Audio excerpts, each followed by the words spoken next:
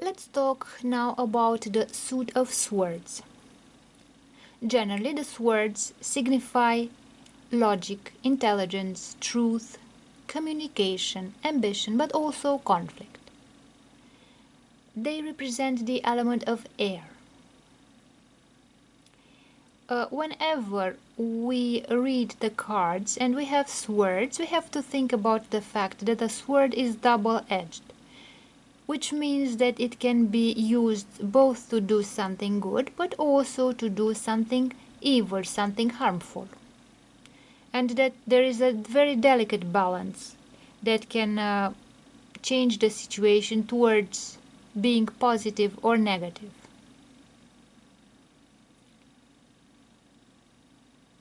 So the swords can, beside the fact that they stand for intellect, they can also stand for a lack of empathy, for uh, a relation that is abusive and aggressive.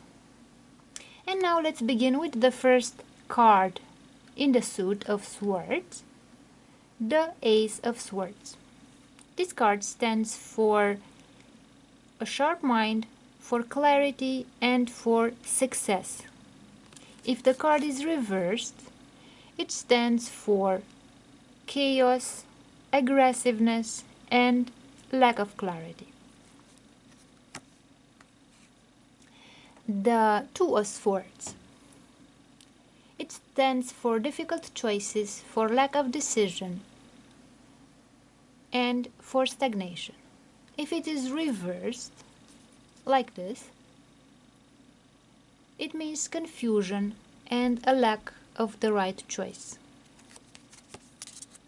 The next card, the Three of Swords. If it is upright, it stands for grief and suffering, or for heartbreak.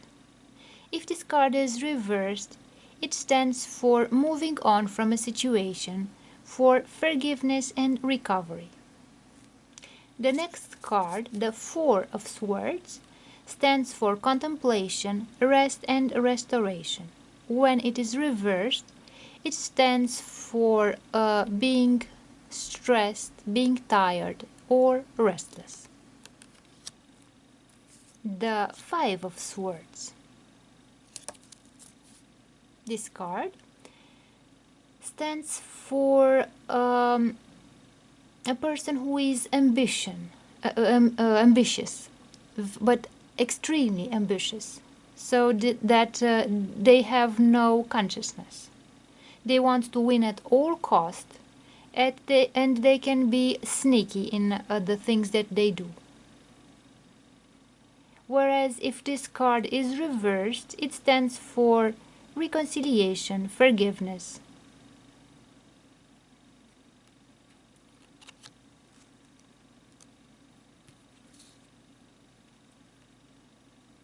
The next card, the Six of Swords. It stands for moving on, for transition, for change, and for leaving behind a certain situation. If this card is reversed, it signifies that the person is resisting transition or moving on, and this person has an emotional baggage and unresolved emotional issues. Let's see the Seven of Swords.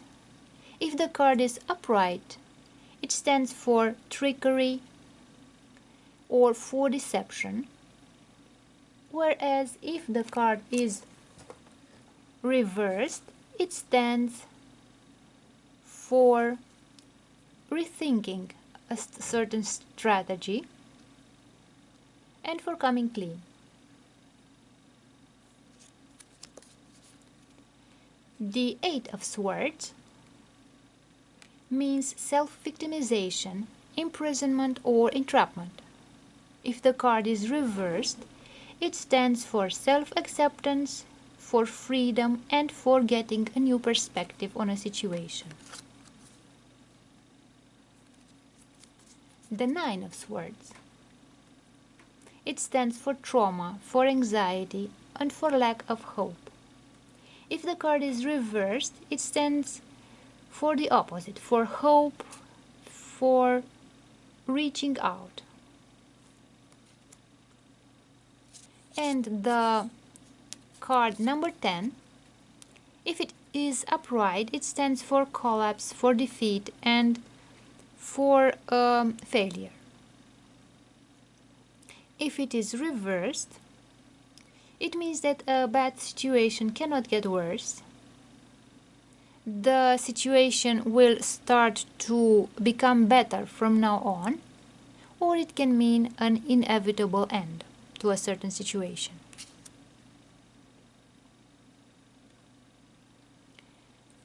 The Page of Swords stands for curiosity, for mental energy, and for restlessness.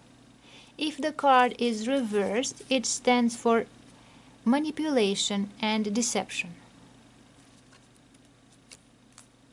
The next card, the Knight of Swords, stands for action and impulsiveness, and when it is reversed like this, it stands for a lack of direction, for a situation that is, or a person who is unpredictable, and for a disregard for the consequences. The Queen of Swords stands for a clear mind and for a clear perception of things, of how things really are. If the card is reversed, it stands for a person who is cruel, bitter, or cold-hearted. And the last card is the King of Swords, and the King of Swords stands for discipline, for truth, and for intellect. If the card is reversed, it represents a person who is cruel, aggressive, manipulative, or weak.